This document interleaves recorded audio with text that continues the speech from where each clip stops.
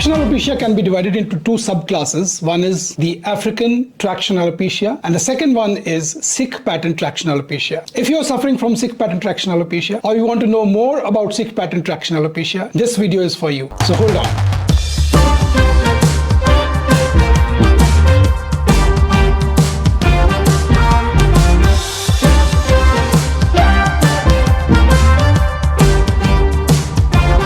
Some Sikhs choosing to wear their hair shorter with changing modern trends, and those who have in their childhood, in their teens and in their early adulthood been tying a tight top bun, they have an aesthetic issue at hand, a broken hairline which can no longer be hidden behind the comfort of a turban.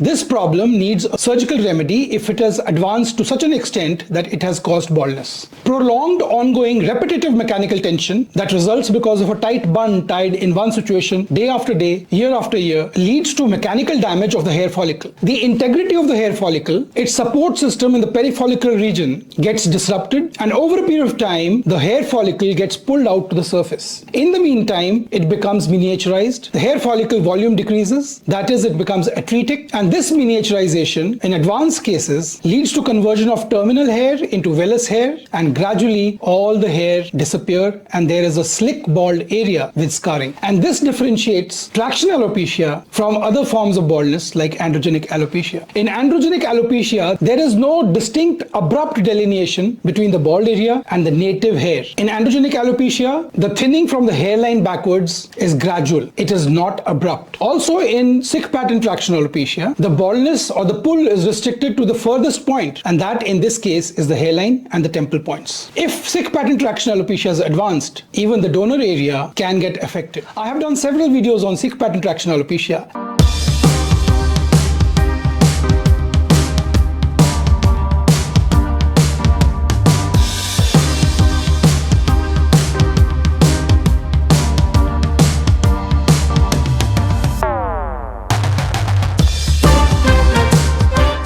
And I have good experience in managing Sikh pattern traction alopecia because of my geographic location of my clinic. And in the top right corner, you will find cards appearing as we progress in this video of various challenges of Sikh pattern traction alopecia, the pathology of Sikh pattern traction alopecia, the medical treatment of Sikh pattern traction alopecia, and what all can be done for Sikh pattern traction alopecia besides medical treatment. Whenever a Sikh ties a top knot which is tight, unremitting in tension, there starts a tug of war between religious and cultural practices and biological limits, the amount of pressure the follicular unit can bear. And this loss of follicular resilience leads to appearance of baldness, which is typically known as Sikh pattern traction alopecia. If this is detected early, the best remedy is to tie the top knot loose or to keep changing the location of the top knot. In young children, alternating top knot with what is called locally as midi, tying a midi or two plaits on the sides or on the back. This is known as cycling of tension, shifting the tension from one location to the other so that the pull is distributed evenly and only one part of the scalp should not bear the brunt of traction alopecia. Since the underlying cause of Sikh pattern traction alopecia is steeped in religious and cultural practices, one has to be sensitive to these issues while managing it surgically. So one has to strike the right balance between surgical compulsions, cultural respect, and preservation of cultural identity. So this is about Sikh pattern traction alopecia. So in this case, you can see the hairline. There's a distinct, rather abrupt transition between the balding zone and the native hair, both along the hairline as well as along the temple points. And since this was an advanced case, medical treatment like minoxidil would not have helped because the hair follicles have been totally damaged, totally pulled out, leading to cicatricial tissue. In these cases, only hair transplant will resolve the issue of a broken hairline. A broken hairline, when you wear your hair short, can be picked out from a great distance because this is unlike the pattern of baldness. As I said earlier, there is an abrupt transition between the baldness and the native thinning hair, which does not look natural and can invite glances from a distance. But managing Sikh pattern traction alopecia does not come without challenges. Sikh pattern traction alopecia is not normal skin of androgenic alopecia that you're dealing with. Here there is a lot of scarring, and the amount of scarring varies, or rather is proportional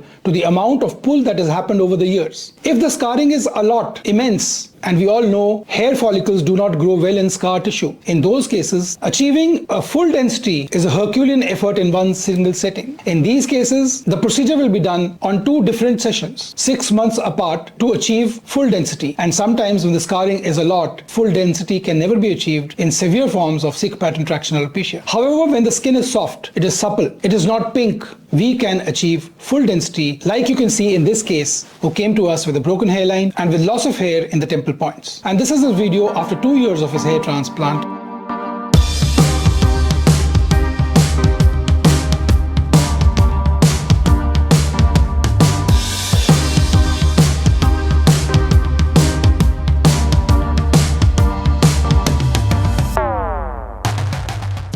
And you can see that though the result has diminished over time, the hairline looks quite natural, the temple points look quite natural, and he's overall happy with his hair transplant surgery. But because of thinning of hair, because of evolving androgenic alopecia along with Sikh pattern traction alopecia, he is now being put on medical treatment in the form of DHT blockers and minoxidil. So that was the case of the day. If you have any questions about hair transplant in general and about Sikh pattern traction alopecia in particular, please leave a comment in the comment section below and I'll get back to you at the soonest. And if you haven't subscribed yet, please do. Your involvement with my channel keeps the channel going. Have a nice day and God bless you.